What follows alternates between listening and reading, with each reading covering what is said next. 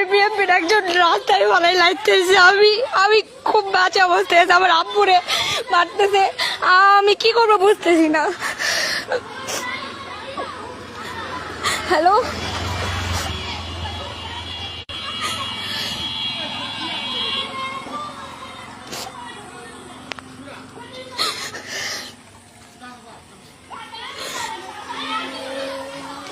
আসসালামু আলাইকুম। আমি বৈশাখ ইসলাম, আমি বৈষম্য বিরোধী ছাত্র আন্দোলনের সাথে জড়িত, যার কারণে আমার এলাকার বিএনপি যারা আছে ওনারা আমার রাস্তায় ফালাই হচ্ছে লাইতেছে ইচ্ছা মতো। আমি একটা স্টিরিং এর কেস দিয়ে হচ্ছে গিয়ে প্রতিবাদ করাতে তারা মানে ইচ্ছা মতো মানে চুল এরা জানতে পারছে লাইতেছে।